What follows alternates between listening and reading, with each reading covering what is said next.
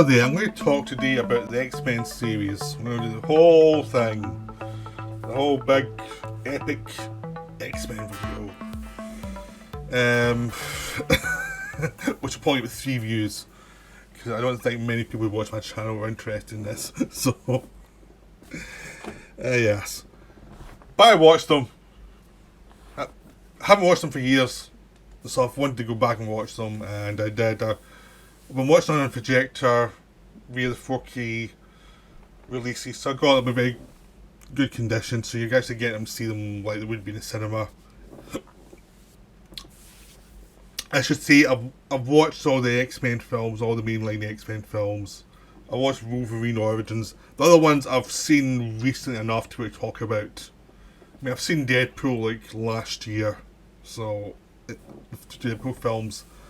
And the same with the New Mutants and the other 2 Wolverine films I've seen very recently, so I don't need to rewatch them. Those are the ones I'd actually seen recently, so I just went to the ones I hadn't seen recently. So I can give you a rough idea of what I think of those ones. But I was really mainly focused on the main X-Men films, ultimately. They were my main interest. But I watched all of those. So that's the disclaimer over. Okay, now the film. So the X-Men films began with X-Men.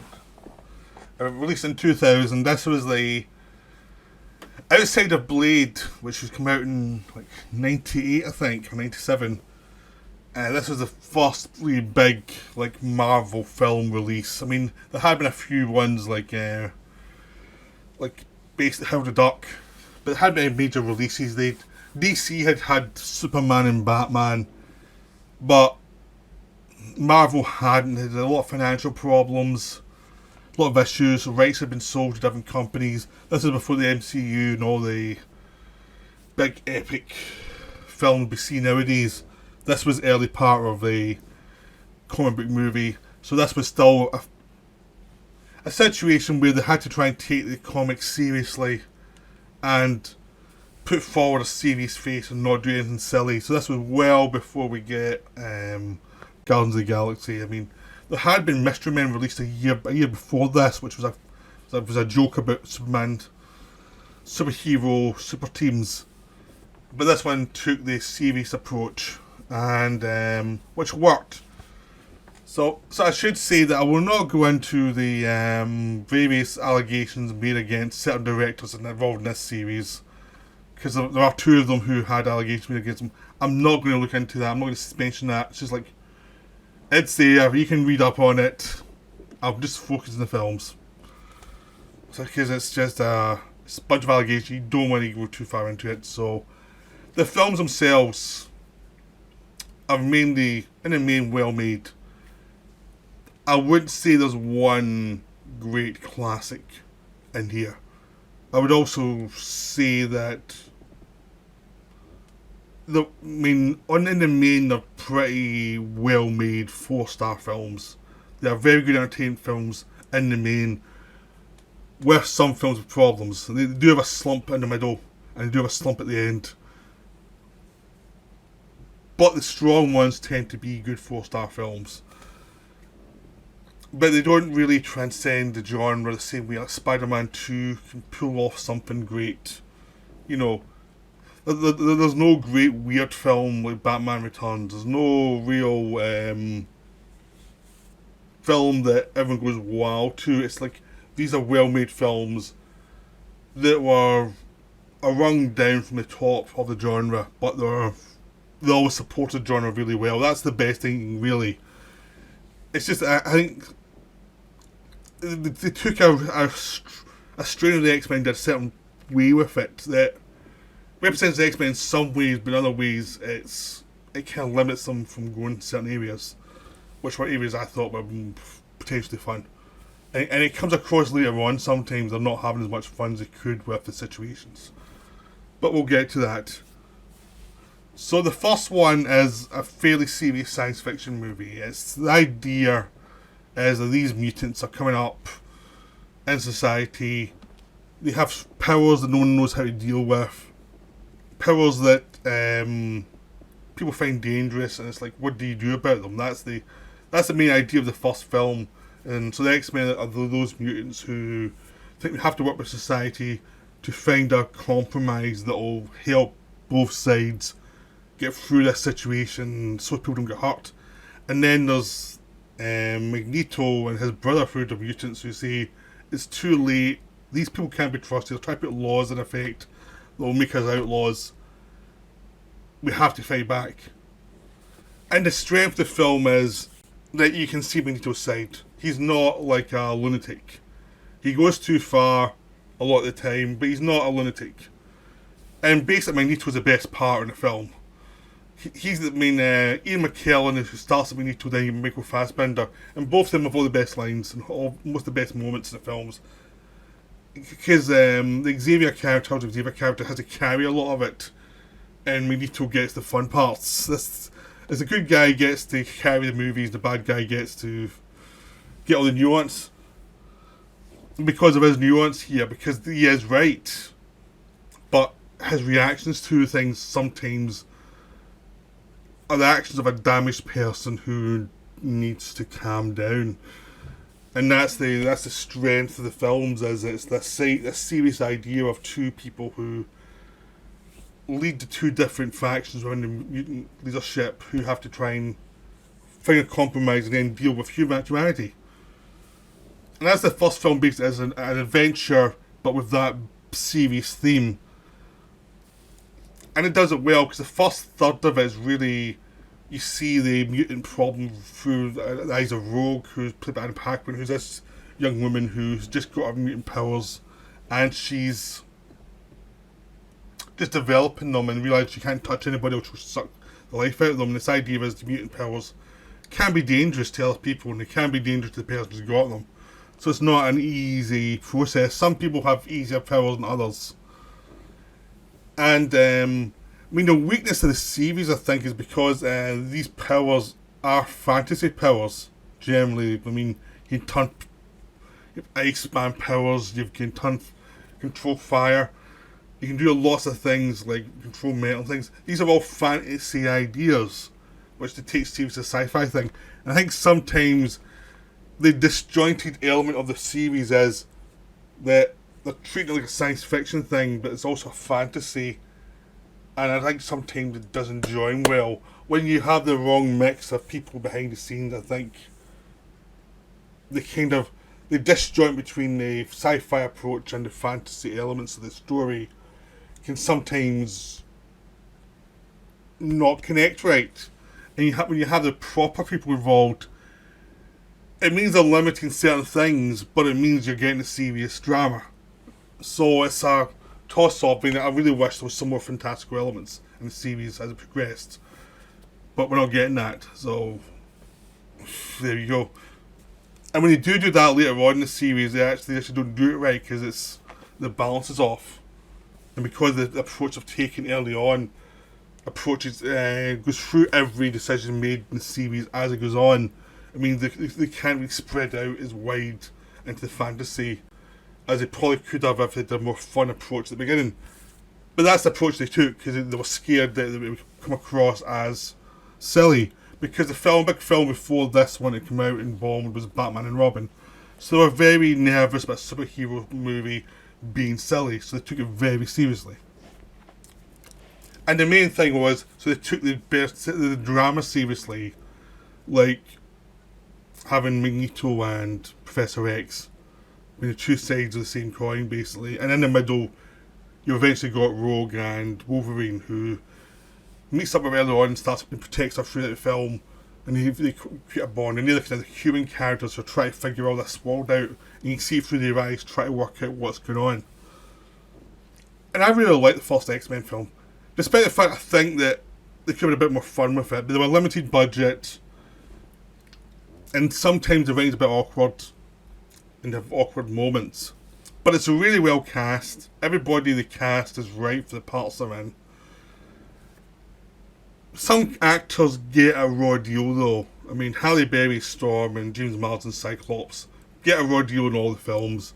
It's like no one's quite sure what to do with them, and they can't quite work their characters out. And so those two characters always get the raw deal in these films. It's almost like the people behind the scenes don't like these characters as much, so they get vague stuff to do, but they never get the dramatic meat, even when they should. So there is that element, then there's other actors and actresses who get good stuff at the start, and then they kind of fall away. Like Anna Paquin as Rogue gets a good first two movies, and then pretty much that's it. Which is a shame because she was a central part of the first one, and she had some good build stuff in the second one, which I thought would lead into the third one and play a spin off or something. Nothing. You know.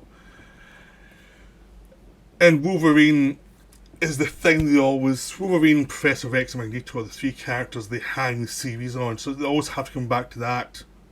Which becomes a problem later on when it's like you have no other ideas in the series, you're so focused on these three characters, you suck the life out of everyone else around them just to focus on these characters, and by the end of it, those characters have been so over-focused that it becomes a thing of you're getting sick of them. It's like, again, with these three? I mean, the reason why is because they had that central focus on making it serious, having these two characters, Magneto and Professor X, being the two different points of view, and Wolverine being the centre somewhat. And it was a strong base for a first movie or two, but it needed to evolve, and it never evolved. That's the basic issue with the series, ultimately. Is every so often they would try and make it evolve, and then the next movie they would pull it back instantly. So it became a problem.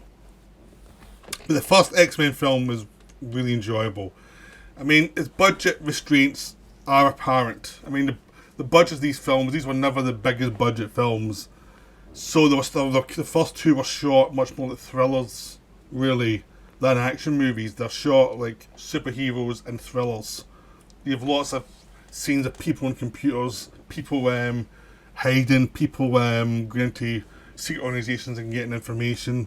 There's lots of those kind of spy thriller elements in the first two movies because Bryan Singer directed them. And he kind of likes that kind of noir feel to it, which worked for those films. It created a thing where this is early days in the story. These characters still in hiding. It worked fine. He's never been the best action director, really. I mean, Singer was always better at the kind of character stuff and the world around him and building that up and having shots that cohere well to explain the information cohesively. And he knew how to cast the characters and cast the people and make everyone get the casting right. That's what he was very good at. Action, not so much. I mean, people say, the second film is a lot better action. It really doesn't. It's still kind of choppy and still is. You compare it to like Hong Kong action or even some action of that period. There's much better action films out there. The action in this film ranges from the enjoyably inventive with the gimmicks, like how you. I mean, it's how he's very good. Singer was always very good at finding a good gimmick for the mutant powers and how they play against each other. It's not about the action beating doing something that's wonderfully smooth that would be a wonderfully inventive visual metaphor. It was always much more the nice little turns of character, nice little turns of reaction from character to character. It's very much more ground level and the mutants' power, which makes it work. Because the first two movies are pretty much, the first one is the setup. You see how Magneto can go too far. And the second one, it's what happens when human beings ultimately become much more proactive against the mutants and how the mutants react to that and how a super mutant can make Professor X do stuff that he really would never do otherwise. And it's the X-Men come together to fight that. And so there's lots of nice moments here. But to me, the films are very enjoyable without ever cohering into an amazing experience.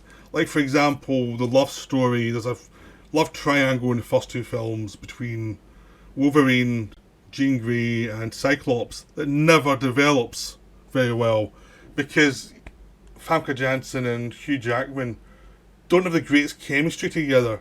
You keep on getting told this is a love story, and it's not really. And James Marsden and Famke Janssen don't have that great chemistry either.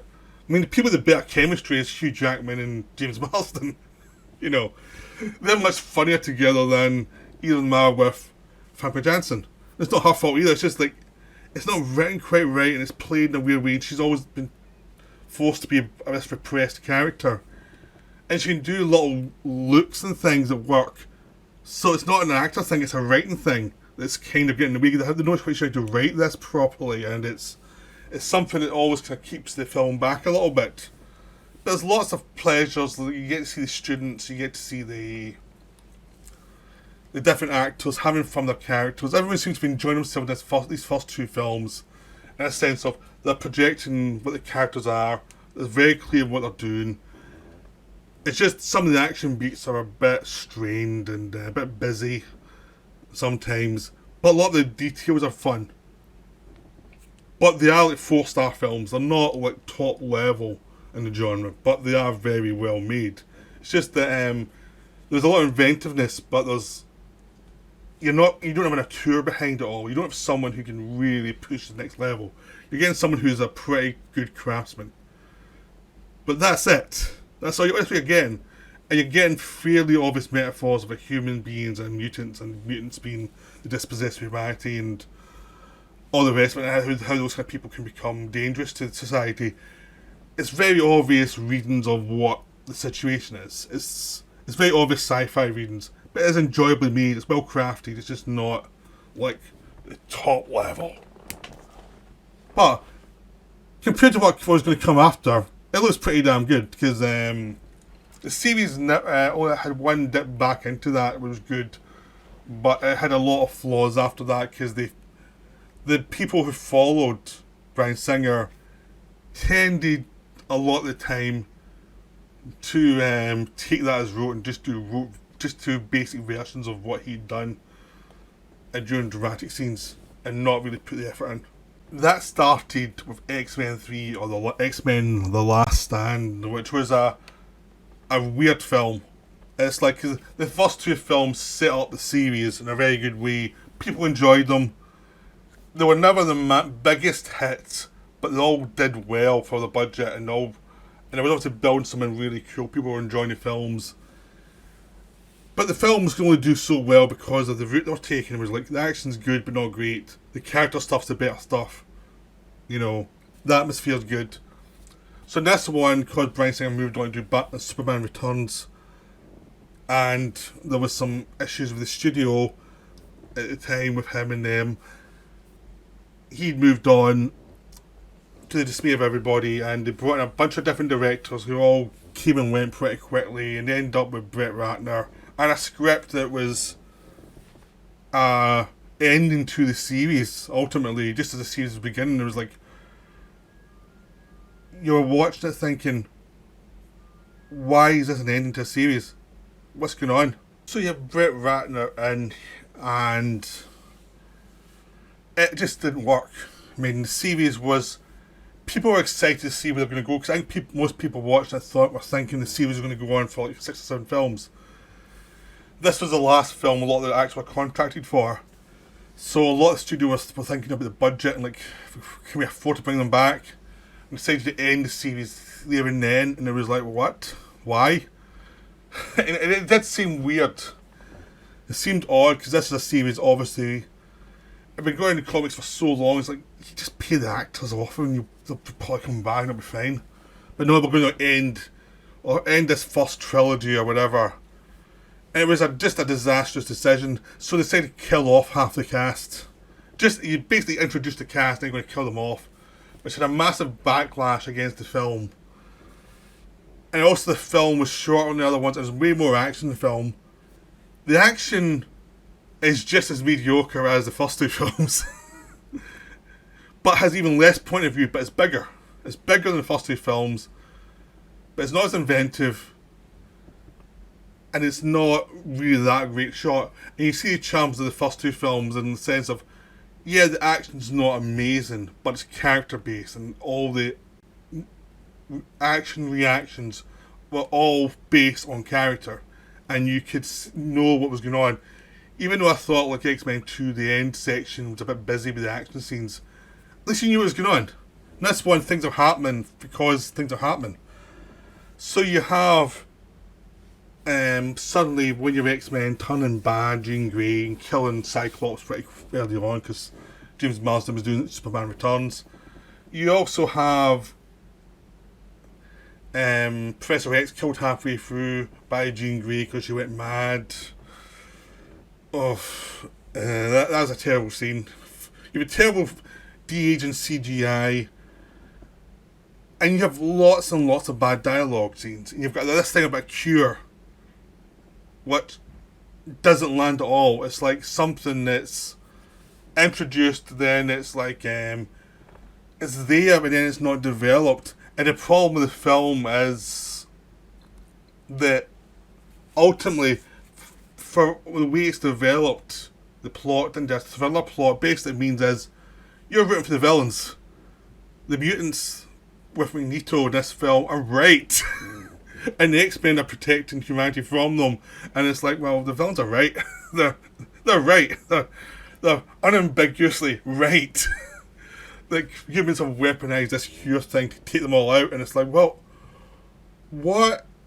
Like, why are you fighting for all these people? It's like, they never give the motivation for the X-Men for why they would fight. You never get it. It's just like, we're going to fight because we're the X-Men. And it's like, well, okay, your heroes, your leader's been killed, and the people around now that they've taken over don't seem to have a brain between them.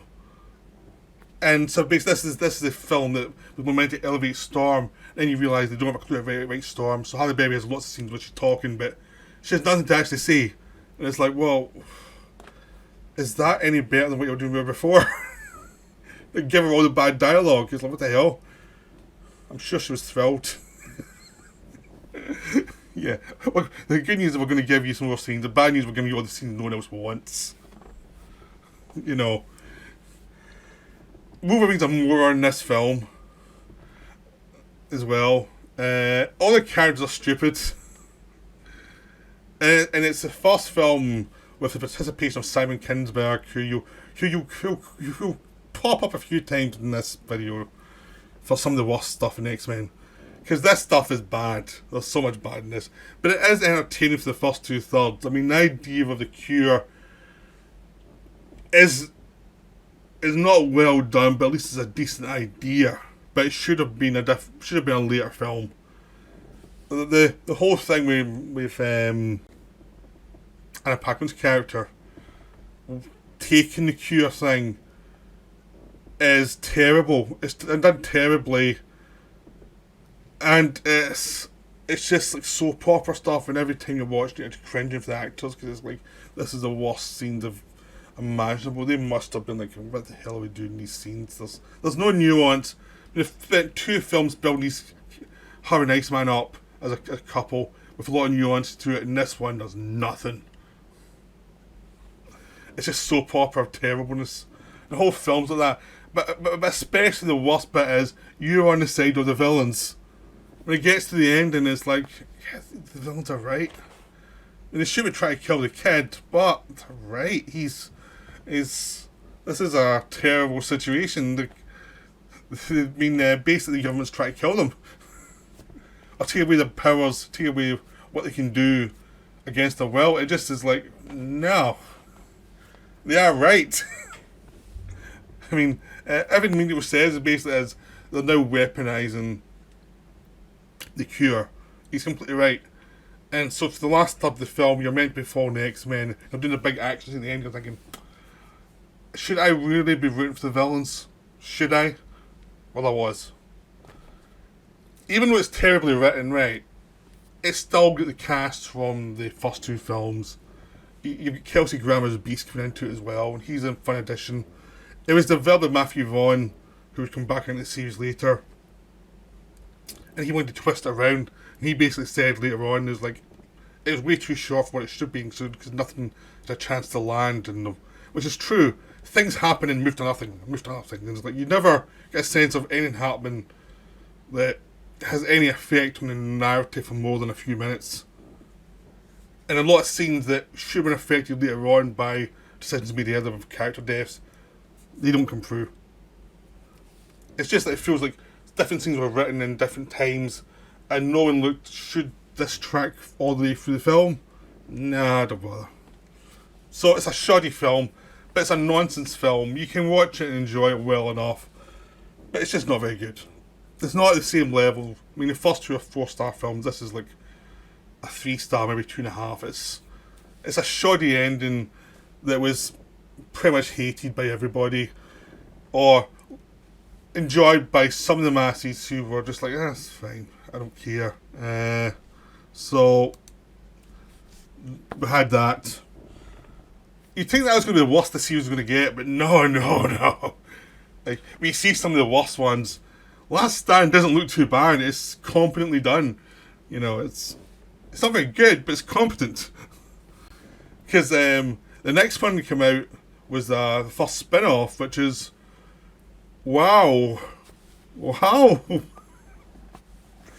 Anyone who's seen Wolverine Origins knows what I'm talking about. This film jumps around a lot. I haven't watched it for years, and I rewatched it for this video on a projector, and I was like, wow, the effects are awful. The plot jumps ahead so many times. It's like, in 90 minutes it spans like 100 odd years, and it jumps from like the 1800s to World War One, to the biggest ever war, World War One, World War Two, Vietnam, all in the credit sequence, so you don't get a chance of knowing these characters. Then it jumps to Wolverine being a Black Ops guy with his brother, so Sabretooth. Then it jumps again. This is the first 5-10 minutes of the film. It's jumped all these times. They have an action scene, and then he quits. And it's like, we only really introduced these guys, and you already quit. What the hell is going on? And then it goes to Wolverine trying to have a normal life, which he does in a lot of films. He gets tricked. He's attacked by Sabretooth. Some of his old team's getting killed off. His love of his life is killed. He has to go for revenge. He gets talked into this program by a guy who's obviously untrustworthy. So you've got a character who's amazingly stupid in this film, who's getting set up repeatedly and to be put in these situations that are really dumb, and he reacts dumbly to them. So, I mean, this film, Wolverine's IQ drops to almost water level. He's so stupid in this film, it's astonishing. And the film just jumps from place to place, and he's getting caught into all these things. There's all these dialogue scenes that have no weight. The film has no weight to it at all. And they introduce characters who the introductions are completely ignored again, because he gets a young Cyclops whose introduction here gets wiped out later on in the series. You get other characters who you never see again. You get Gambit, who appears for like 20 minutes. He's actually okay, since Gambit's a git. You get Professor X turns up in the worst CGI agent ever for 2 minutes. And you get introduction to Deadpool, which they completely ignore in the rest of the Deadpool film because it's so terrible. This is awful. This is just like, apparently it was a studio versus director problem. The director wanted to make it darker, and the studio wanted to make it lighter. And I can empathise with the director, because this film needed darkness. This film needed darkness to actually hide some of its flaws. It needed some real grit to hide its flaws. And it was schizo as hell, which just pointed out how weirdly schizo the whole structure was. And it was the beginning of the X-Men problem of just jumping through time pretty quickly, just to make it easy on themselves. But it's a terrible film. There were good actors trying their best. I mean, Danny Houston turns up as a villain. He's really enjoyable. Anytime he's involved, it's good fun. Anytime they have Shriver's in a scene, it's good fun, because those two can make anything good. Dominic Monaghan turns up as a small part, and he's fine, because it's very quiet part. It's kind of charming compared to all the mess that's going on around him. Ryan Reynolds shows up, and he's annoying in this one. There's nothing that is going to turn out in Deadpool later, really. It's a total write-off as a debut. It's just bad. It's a bad film. You can pretty much skip this one and ignore it ever existed. because the character was just completely done terribly. And then we had the first of the comebacks of the X-Men. After the disappointment of Last Stand and the commercially successful but critically disastrous Wolverine Origins, the team behind the last X-Men actually thought, we have to buck up our ideas. This is terrible. This is not good. We have intention to do something good now. And they hired Matthew Vaughn again to direct it after the problems in Last Stand, because he left Last Stand fairly quick, fairly towards near the beginning of shooting. Like just very late in post-production, he left Last Stand. But they brought him back in. They also brought Bryan Singer in as a producer. And they went back to the beginning, the X-Men First Class, which you saw the origins of Professor X, the origins of Magneto. And you got what I think is the best in the series, the best film in the series. Some people say it's Logan. I think it's First Class. I don't care. But, I mean, it's amazing a series can go from its worst entry to its best entry. That's astonishing. So yeah, I mean, that's what I really liked. And again, the casting was spot on. I mean, Fassbender's Magneto is like the best cast ever. I mean, Ian McKellen's Magneto was a good casting, but this is even better. This is... Fassbender can do intensity really well. That's what the character needs as a young man, and no matter what the problems of the films that follow are, Magneto always delivers. He's always on point. You also have James McAvoy's Professor X, and he's great fun in the first two films. He gets terrible writing later on, but first two films he's on point. He's a character that starts out arrogant, and he starts to spin off, and he has to actually realise he has got responsibility to his fellow mutants, and you see the progression of Professor X from a young man to the guy in the chair with the bald head. So it's a 3-film arc for him. You've also Jennifer Lawrence's Mystique, which is another fun character, well acted. It's like you've got lots of good actors here. You've Nicholas Hoult as Beast, who's a guy who's in denial about his gifts. You have a bunch of other characters that all orbit around them that are all fun. Oliver Platt shows up for a little bit. Rose Byrne's in it for a little bit in the series, and she comes back and forward. And the film just works. It's just like you get Magneto's origin, you get why he's out for vengeance, and how the vengeance turns into mutant rights through the film. So you get him, he's out for revenge against Kevin Bacon's Sebastian Shaw at the beginning and throughout this film. That's his drive throughout it. He's going to get revenge on this guy. And Kevin Bacon plays a guy as a scumbag, so you're on Magneto's side. You get Professor X learning how to deal with his powers and also trying to help these young mutants actually learn their powers and find their place in the world, and also trying to help Magneto calm down and have a focus. All that stuff works beautifully. Everything works. Scene to scene, it's developed really nicely. You know, the character works top notch. Also, this is the one film where they know it's a fantasy and they play up the bonding elements, they play up the fantastical elements of the powers, and they have fun with the powers. And they have a sense of humour with the powers.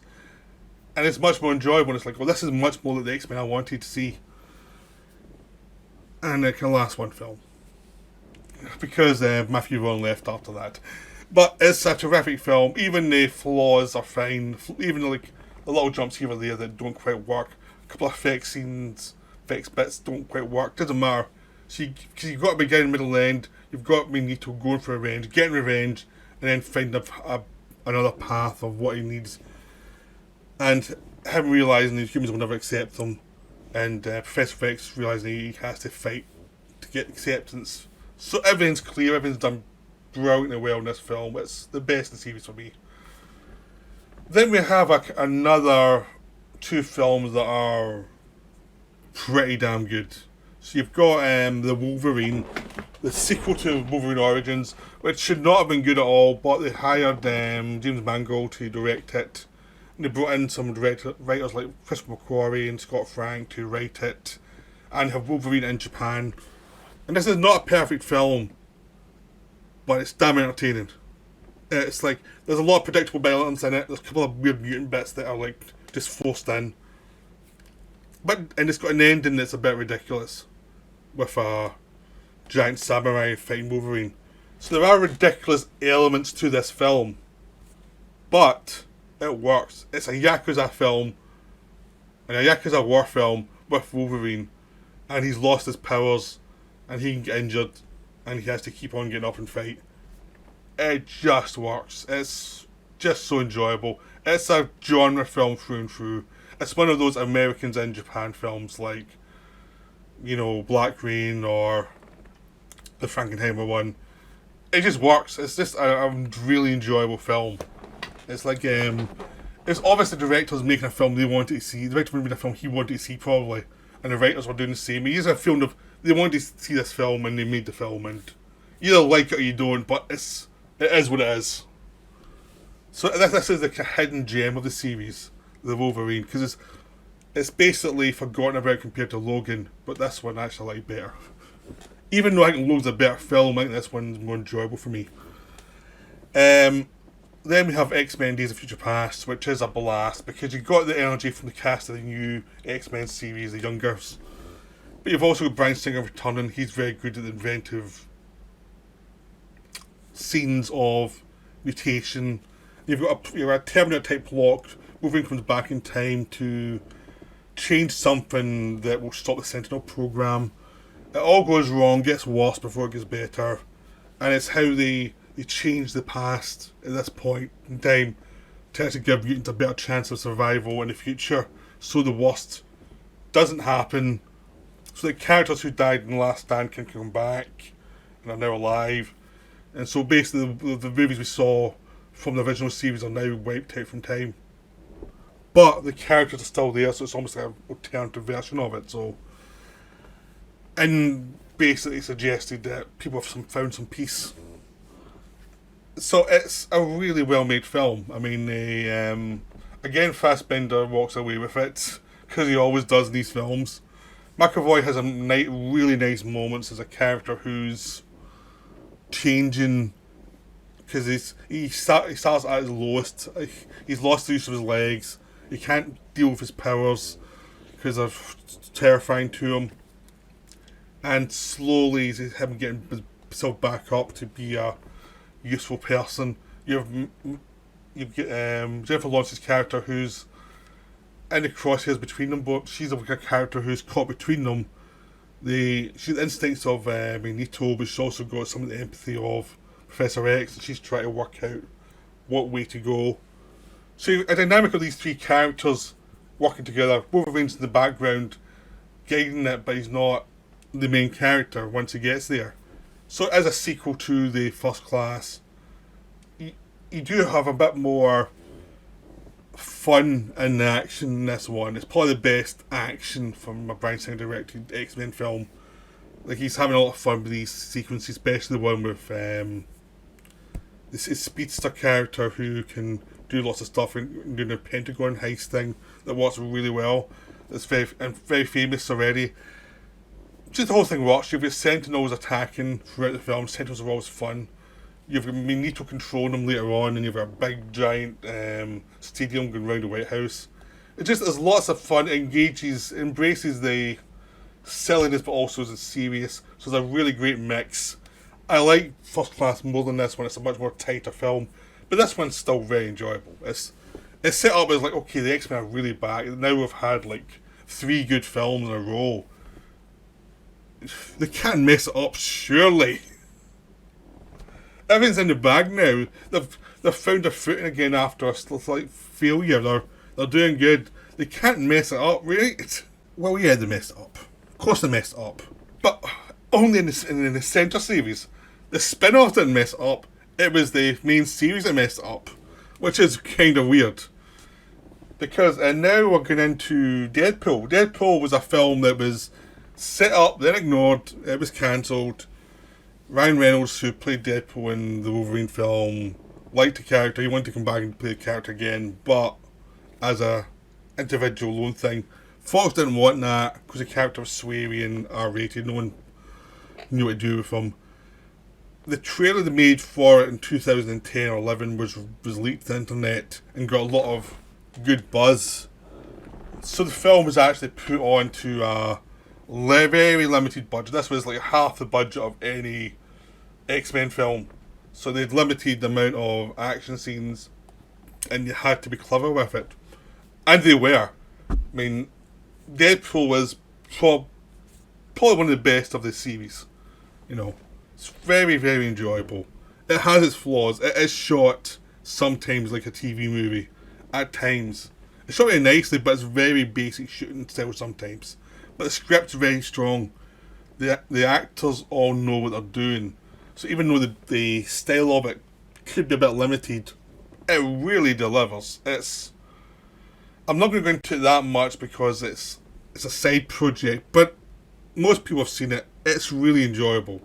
And Ryan Reynolds was born to play this character, and it just works. It works so well. And it was a massive hit. It was a huge hit.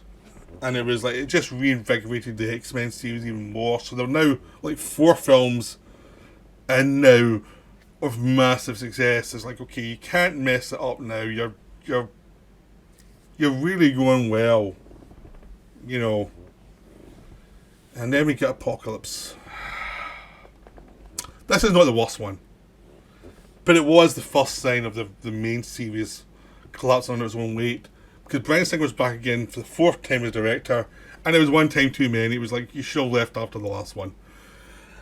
Because this one was overproduced and it had a terrible script. And it was one of those ones where it's what happens when a series is overconfident because they've had so many successes in a row. They'll just wave after wave of well-made, acclaimed films, and suddenly this one hits, and apparently no one in the studio knew this was coming. They all thought the film was doing fine. Because a lot of the scenes individually are shot okay. But the thing is, the script is very unfocused. I mean, Simon Kinberg, who did Last Stand, came back and wrote this one. He was producer on some of the other films. And then he suddenly got a lot of power in this series again, and he didn't have other people coming in to say, no, we need to work this through more. Because apparently a lot of the Singer-directed films had a lot of behind-the-scenes problems because they kept on rewriting to try and get it better all the time. And this one you feel that didn't happen. Because there's lots of stuff that looks like it could be the start of something interesting that it's just there. It just floats. And the direction is actually, when he puts it all together, very lacking. I mean, there's stuff that it feels like a director was disinterested in the one film. Like, who's only there half the time, who's only interested in some of it. Because there's whole bits that, like, why do you do that? That's stupid. I mean, they start off introducing the villain Apocalypse. And then they have an hour setting him up. When you've already introduced them, so you either have to do one or the other. You can't do both because it's just confusing. Because it's like, why am I having all these scenes of Apocalypse to set him up when you've already seen what he can do? And the only reason it's in there is so they can set up the ending. So instead of having it as a flashback way later in the film and setting up the mystery of Apocalypse early on, they take away all the mystery straight away and then they add added mystery. And it's confusing, so you've basically scenes like, why am I watching this? And you've all these scenes where he's recruiting these other people who are going to be his 4 horsemen of the apocalypse. And it's like, it's dead weight. I mean, Oscar Isaac plays Apocalypse, and he's doing his best, but he's under a lot of terrible makeup. And they have not worked his character out. They give him lots of speeches, but they haven't worked out a way to actually make him effective yet. And they started filming without knowing how to do it, which is a big mistake. Also, they wanted to introduce the new X-Men, who were the young kids that would grow up to be Cyclops, Storm, Jean Grey. So they're doing this thing that they're hopping decade after decade. So the first one's in the 60s, next one's in the 70s, next in the 80s. And the actors don't change their look very much. And at this point, it's on the verge of silly here. But you're still getting, okay, I'm giving it the benefit of the doubt. Okay? But so they're introducing these other characters, but they don't do it in an interesting way. The writing of the characters is very basic. So Cyclops here is a bit of a brute who's also smart ass, kind of dumb, and has no common sense, which is the exact opposite of the character in the later films or the comics. Jean Grey is just dull, who's very insecure about herself, but again, she's kind of a dummy in the film. It's like, you're meant to be a smart character, and they bring in a bunch of other characters, none of whom really work. I mean, you've got the only one that kind of works is the speedster from Days of Future Past. The rest of the characters is meant to be introduction. You're meant to be through half a story with them, but because they're not well developed as characters, and it's not the actors' fault. They've got actors who can act. It's the direction, the writing, especially the writing, because the writing didn't do anything. You have these vague scenes that almost feels like scenes that were the rough version of the film that were meant to be rewritten and no one rewrote them. And that's why I say a film feels based undeveloped. Like, it feels that no one's been rewriting stuff to make it better and better. And the actors are saying, giving these lines to say, and it's like, why would I say this? Because she should say this. And it's like, the actors look lost a lot of the time. They're trying their best, but they're not given much to do. It's not like you can only do so much when you have very basic bits of dialogue. And this is where the professor now starts to become a problem character. Because McAvoy's doing his best, but the character's now getting written as a bit smug and a bit stupid too. And he's just patronising a lot of the time. And he even gets called out on it by Magneto at one point, because Magneto is still working. I mean, this time he loses his family and goes mental and becomes one of the horsemen for Apocalypse. And Fassbender eats all that stuff up and does great stuff. You've got Jennifer Lawrence's character who's a bit unmotivated. She's helping mutants out, but it feels like there's another draft or two needed to connect her up, because she appears earlier in the film, then she disappears till almost the halfway point, and she appears and she's in for the rest of the film. But it feels like her arc seems to be kind of half-hearted. And they blame the actress for this, but it's the script. The script doesn't give her much to do. You know, the script doesn't give anyone anything to do. I mean, all the characters are much more motivated in the previous film. In this one, they feel unmotivated. Or vaguely motivated. It's like they haven't worked out the script. The script's terrible. And things happen constantly that just feel like it's placeholders. It feels like you've got a first draft of a script that needs a lot more work, and they've shot it. And you've got lots of stuff. It's like, why is this happening? Because it has to happen for this next bit. But why is it what's going on with it? Why is it happening? Because we need it to happen. That's the problem with the film. And it has a terrible bit with Auschwitz that, with Troy Auschwitz, which is just unspeakably tasteless. And and at the end, Magneto gets pardoned for almost destroying the Earth, but by the X-Men saying, "Oh, he helped us defeat him. He helped him defeat Apocalypse." And it's like, yeah, but he did so much damage, most of him. And it's like, the level of laziness in this script is just astonishing. So this was like the film that it wasn't going to destroy the X-Men series. It's one of those things like, okay, you need another comeback movie. This one didn't work, but get some talent involved, bring in new blood, and you'll be fine, because the spin-offs are doing good. And we got two other acclaimed spin-offs after this. We got Logan, which is a well-made film, that is a bit overrated. I think I've done a video on it in the past. It's overrated for me. It says that people want to see, oh, this is amazing, because it takes it seriously, and these characters are old and they're decrepit and there's a sad ending. There's also still some stupid comic book stuff in there, like the killer clone of Logan that turns up halfway through, which is basically a Superman 3 thing. And it's well done. It's a 4-star film, but it's been rated so highly. And it's like, yeah, it's a nice, like, retro bit of filmmaking. It's enjoyable. James Mangold came back and directed it. There's nothing wrong with the film. It's very enjoyable. But because it's sort of like Dark Knight for me, because it's so overpraised, it becomes annoying, because it's like, this is not the peak of this series. This is just a good entry. And it's like, it's one of those things I just think it's overrated. But it's still enjoyable. Then we get Deadpool 2, which is a fun sequel. It's a bit more. It's got sequel problems, and the scripting isn't as strong as the first one, but the directing's better. Because the changed director, Tim Miller did the first one, had a clash of some sort behind the scenes and didn't want to do it because he wanted to do something different with film. He went off to make Terminator Dark Fate, which is one of the worst films in that series. It was bloody awful. And instead of making this one, which was a Terminator riff with time travel, but done as a comedy, which is actually so much better than the Terminator film he made. It's still a fun film. You have James Brown's Cable coming back to kill this kid who is going to turn into a total monster. Deadpool, because he lost the love of his life, protects the kid because he wants to help the kid get better. The kid turns on him, and Deadpool's still determined to do the right thing, even though just to try and reconnect with humanity. So it's a fun character-based silly film. There's some really hilarious sequences, especially in the second half. You have the stuff from Deadpool in prison getting beaten up.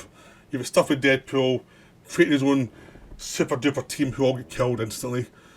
You have Deadpool try to deal with Cable, and Cable just can't stand him. There's lots of funny stuff in the film. It's less polished as a story than the first one. The first one feels more self-contained. But this one has such funnier moments, but it isn't as strong overall. But they're both really enjoyable. This one has some great action in it. So, both Deadpool films so far have been enjoyable as hell.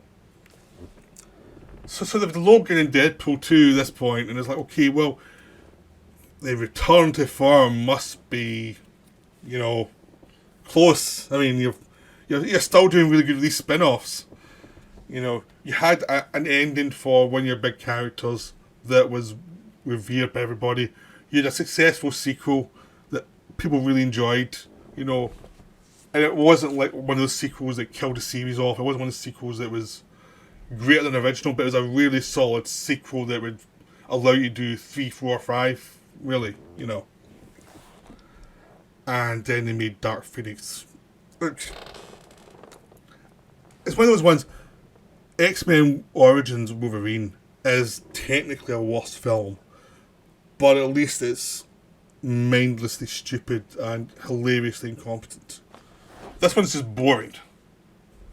Dark Phoenix is the most boring film in the series. And again, it follows on, again, with the thing of being badly written, and this time really badly directed.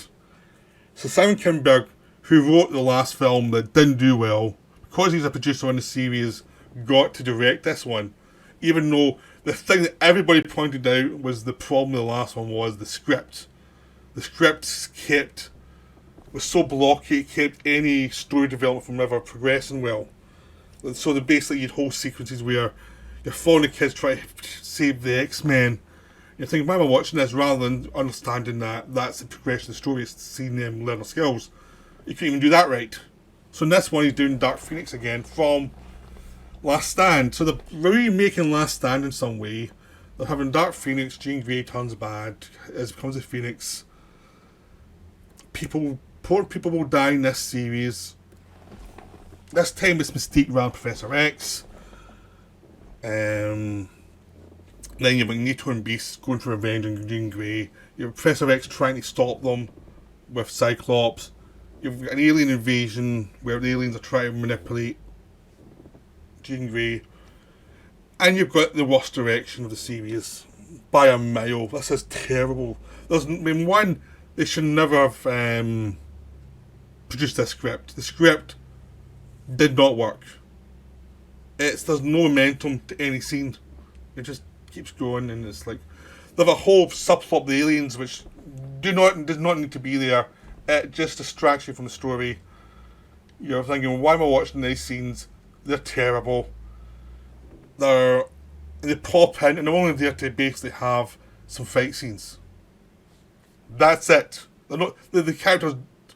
The villains have no character. They're completely weightless. If Jessica Chastain is the main villain, she's given nothing to do, and there's nothing she can do with this terrible script. You've got the young X-Men again. These are decent actors and other stuff, but they're given no direction. Basically, it feels like the director said, just do what you want to do, because I don't know how to direct you. So they're doing like what feels the basic emotions that vaguely give you an idea of what's going on in the story, but you need a good director to actually like say, no, you have to do this differently, so that it can build slowly and you can create tension. It doesn't happen. You get just a lot of vague, like Oscar bait attempts of acting, but it's not anyone's fault because they're given terrible lines to say. You have situations that never evolve naturally. So they go on a space expedition to save some astronauts. Jean Grey gets infected with something. Tons of crazy. And at no point in the narrative do the X-Men say to the government, okay, we have a problem here because she got infected, we have to try and isolate her and try and figure what's going on. They never tell the government that. They never say anything about that. And they're saying, why are you going bad? And it's like, well, she's been infected. It's so obvious from the first minute that it's like, why wasn't she in isolation instantly? This is a film where, for the plot to work, people have to act like morons throughout it.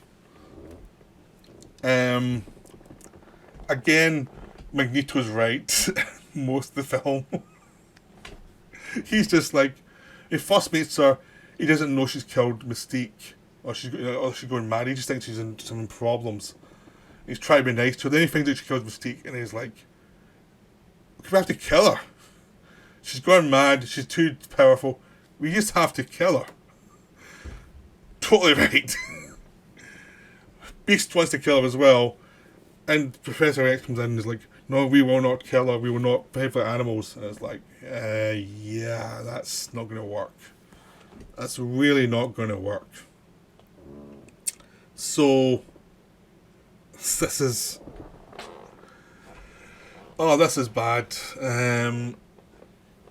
Professor X is a moron in this film. He's so stupid throughout it. The first half, he's egotistical, and you can totally he's egotistical by people who can spot the obvious, because it's a terribly written script. Second half, he's behaving like he has to save her for some reason, even though she's gone mental and has murdered his oldest friend. And it's like, and everyone else is like, you have to kill her. It's just like, and no one's bringing up she was infected by something alien that's really messing with her. So it's like, it's simpler to do this. This is like, this person's gone insane. You have to, for everyone else's sake, you have to take her down. And no, this film doesn't do that. It's this Professor X dealing with his feelings. It's so stupid, this film. And all these scenes of people crying through the film, as if they're trying to get your emotions. Like, the person's a moron, I don't care. And it's badly written material, I don't care. There's a whole sequence when she goes back to find her father, Jean Grey. Turns out his father survived this crash, but she thought he died. He didn't want anything to do with her. Should have worked, doesn't work, because the script's terrible. The scene when Mystique dies is like a TV movie. It's like so awful. And you can see Jennifer Lawrence wondering, what am I supposed to do with this? Dead. She's probably thinking, oh, thank God, I'm dead. No more of these bloody films. It's just that kind of film where nobody has a clue what's happened before or after. No one's thinking forward 2 steps ahead. No one's thinking of what's just happened. And they keep on not bringing up, oh yeah, but our character's been infected from something in space. The most obvious, oh shit, we better lock everything down. The basic stuff in this narrative is terrible. It's so awful. And it's limited budget because the last one didn't do as well as they'd hoped. But that could have worked for this if they had a competent writer. But the writing is terrible. The writing is just like, nobody's thinking anything through. It's just the vague moments they've thought of, and no one's done the work to bring all that stuff together. And then directing seems to be a case of, it lets the actors do what they want to do, lets the DP frame everything properly because it's shot in little bits and bobs with some nice shots here, but there's no like overall focus on what it needs. And it's just a sign of a DP shooting film, usually. Because it's not usually connected to the narrative. It just looks pretty. And You know, nothing works. They try and his Hans Zimmer do the score, and he's trying to save the film, but it doesn't work. And there's the sequence of Ball in the end where the mutants have all been arrested and taken somewhere, and it's like, which is thrown away by the end of the film. It's like, well, wouldn't they still be born mutants now? We just thrown out everything you've built up for the last 3 films. It's never addressed. Nothing's addressed. Why does she die at the end? Jean Grey die at the end? No one knows. She kills a villain and just seems to explode into a flame. Is she dead or is she not? Or is she dead? Why? Because we say she's dead. Do you have a reason for that? She's obviously powerful. We don't want to think about it too much. Which is the thing with this film. We don't want to think about it too much. So the series went from having lots of small moments that made sense to having lots of big things that don't make sense. And it is. And our approach to things is, oh, it's magical stuff. Or magical science fiction stuff that is science, so it makes sense in some way, but we can't call it magic. But we don't have to explain it either. And actually, if you make it say, oh, this is more magical, you have to have found rules for it. This is no rules, this is just garbage, stupidity. So the X-Men have died. This film massively bombed. It killed the series off. At that point, Disney had bought 20th Century Fox, so the MCU will take over X-Men and reboot it. You've had Professor X in Multiverse of Madness, Doctor Strange 2, with Patrick Stewart playing the character again. That was a fun little cameo from a different universe. So we'll see what Marvel does with it. But they can't do any worse than Dark Phoenix. It's like, I think the reason why they've taken their time bringing them back in is because Dark Phoenix was so bad. It was like, you need a space between this disaster and what we do next. We need a little space to say, okay, we know. It's sort of like Batman and Robin to Batman Begins. It was like 6 years. It was like, or 8 years. I was like, yeah, we know.